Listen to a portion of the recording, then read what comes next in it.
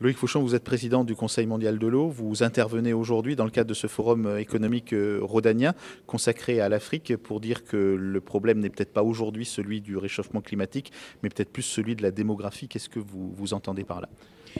Les deux, mon général, comme dit la formule.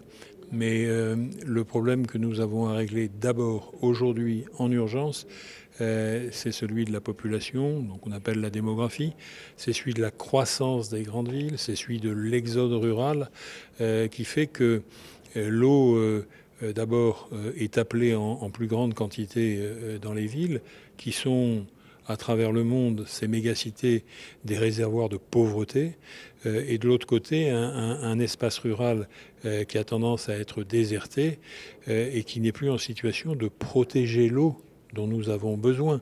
Car qui protège l'eau, qui produit la nourriture, si ce ne sont les paysans du monde entier. Et donc nous essayons de faire passer l'idée qu'il faut, donner plus d'importance à la question démographique et deuxièmement, veiller à ne pas opposer, comme on le fait trop souvent en ce moment, ville et espace rural. Le numérique et le digital peuvent-ils être des solutions? Vous êtes assez critique aussi avec la mode, dirait-on, des smart cities. Est-ce que le numérique peut être la pire et la meilleure des choses? Oui, parce qu'il doit y avoir, pardonnez l'expression, des smart territoires et pas des smart villes. Et de l'autre côté, une ignorance profonde des territoires qui entourent les villes. L'évolution digitale, c'est une chance. Et donc, il faut l'utiliser comme une capacité à se développer mieux et à ramener plus d'équité, plus de justice pour les populations. Car qu'est-ce que c'est que le développement ?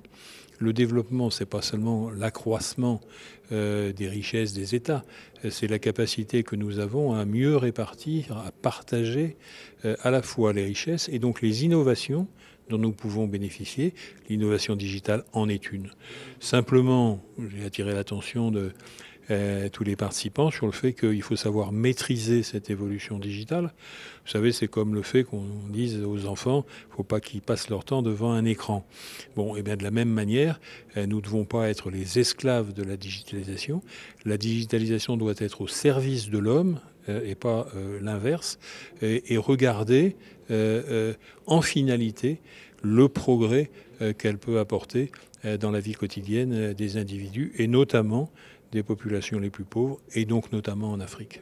Merci.